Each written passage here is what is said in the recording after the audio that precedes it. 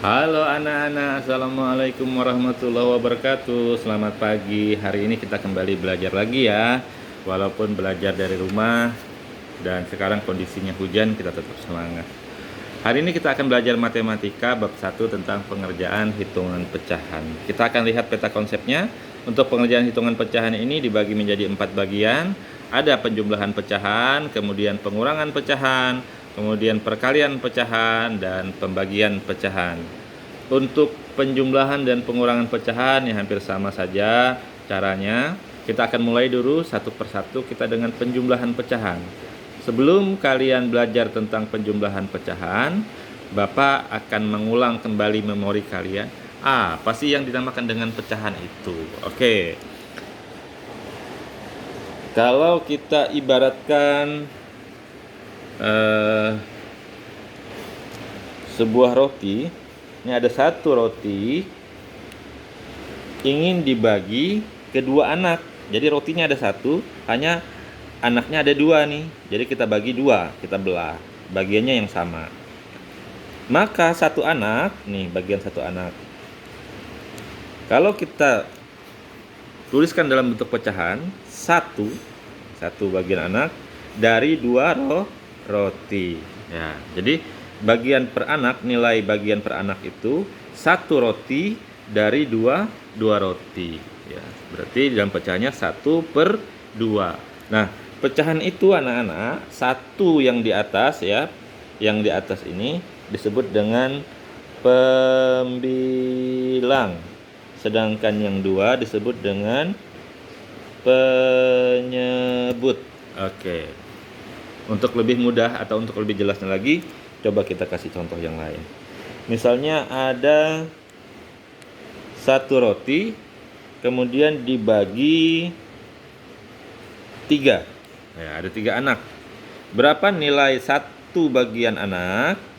Ya, maka nilainya 1/3 karena ada 3 bagian ya. Sekarang bagaimana kalau rotinya satu dibagi 3, tetapi anaknya hanya 2. Nah, yang satu anaknya mendapat 1/3 bagian, dapat 1.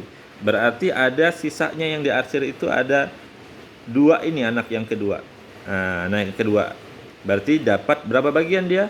Dapat 2 dari 3 bagian.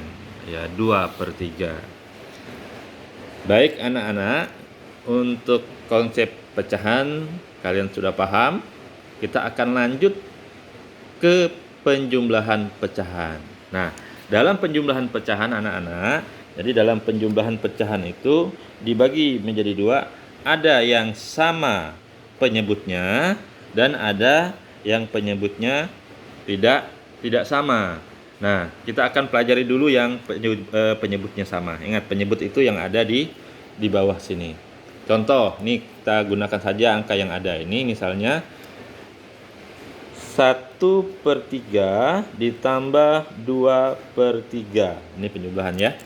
1/3 ditambah 2/3. Kita lihat penyebutnya ini sama nilainya, sama-sama 3. Maka ini langsung kita pindah saja. Nggak usah kita cari KPK-nya. Oke, langsung 3, ini 3, berarti kita pindahkan di sini 3. Nah, yang di atasnya ini yang harus kita jumlahkan. 1 ditambah 2 sama dengan 3. Berarti 1/3 ditambah 2/3 sama dengan 3/3. Paham anak-anak? Untuk melatih kemampuan kalian lagi, saya kasih penjelasan dulu. Misalnya ada 5/12 ditambah 2/12, maka sama dengan 5 ditambah 2 itu 7. Ingat anak-anak, kalau penyebutnya sudah sama, maka langsung kita tuliskan 12. Sampai sini paham? Oke, kita lanjut ke penyebut yang tidak sama. Misalnya ada buah semangka.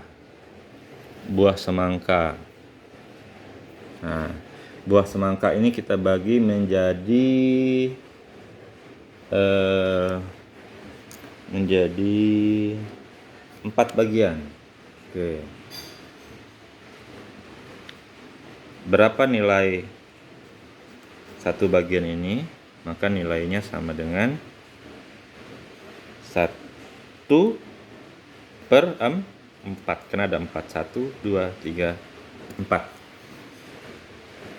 Kemudian ada juga buah semangka yang satunya, ada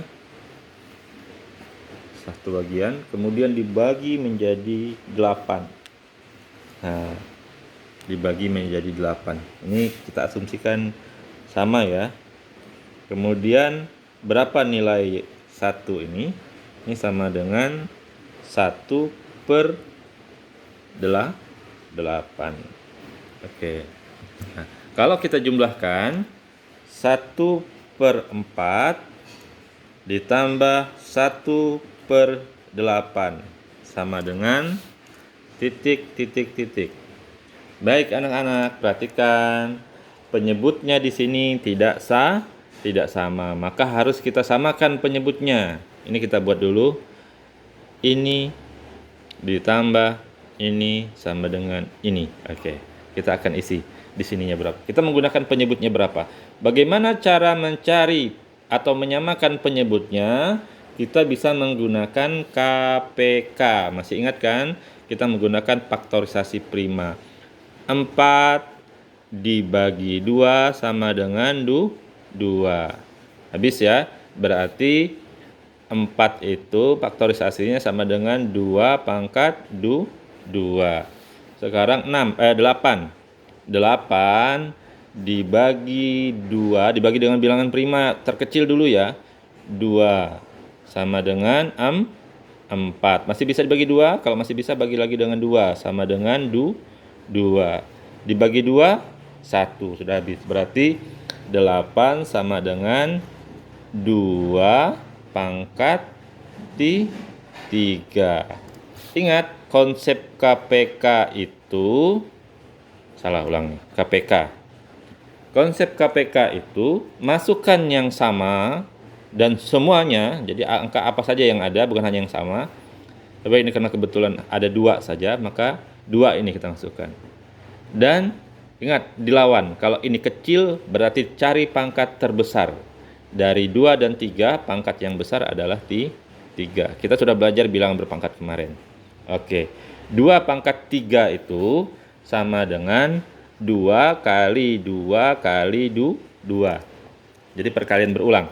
Ada 3. 2 kali 2 sama dengan 4. 4 dikali 2 sama dengan 8. Nah, maka penyebutnya kita gunakan 8. Ini hasilnya juga pasti 8. Oke. Bagaimana cara mengisi di atasnya? Perhatikan. Kita bagi. 8 dibagi 2 sama dengan 8 dibagi 4 maksudnya. 8 dibagi 4 sama dengan 2. 2 dikali 1 sama dengan 2. Nih, 8 dibagi 8 sama dengan 1. 1 dikali 1 sama dengan 1. Nah, ini sudah dapat kita jumlahkan.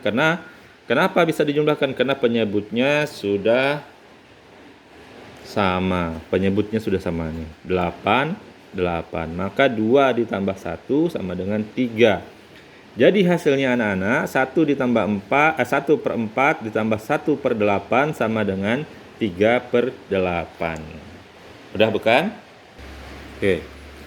Contoh lainnya. Misalnya ada 3/10 ditambah 7/15. Ingat ya.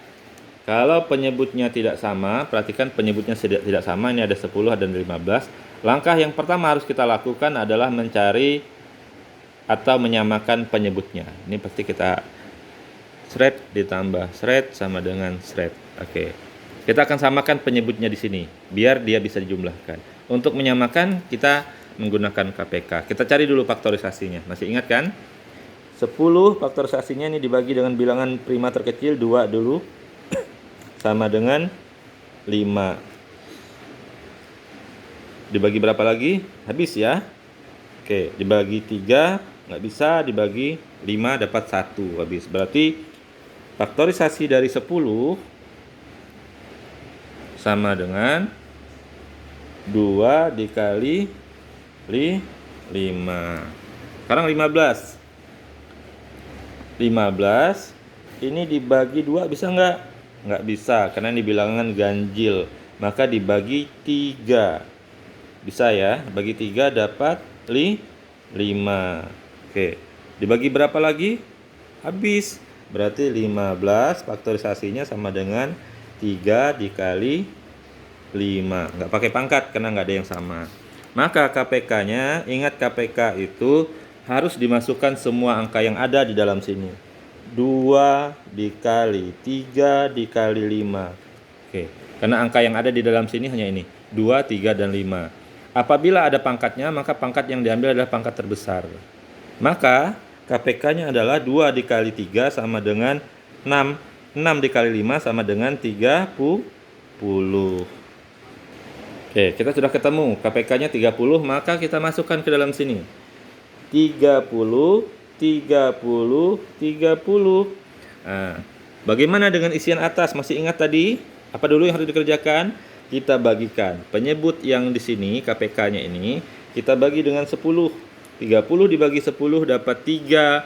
3 dikalikan dengan pembilangnya. 3 dikali 3 dapat 9. Di sini kita isi 9. Yang di belakang 30 dibagi 30 dibagi 15 dapat 2. Ya, ini 30 dibagi 15 dapat 2. 2 dikalikan dengan 7 dapatnya 14. Nah, sekarang kita jumlahkan. 14 ditambah 9 sama dengan 23. Maka 3/10 ditambah 7/15 sama dengan 2/3. Demikian anak-anak, penjumlahan pecahan dengan penyebut yang sama dan penyebut yang tidak sama. Selanjutnya kalian akan mengerjakan latihan. Apabila tidak paham, silahkan diulang kembali video ini. Terima kasih.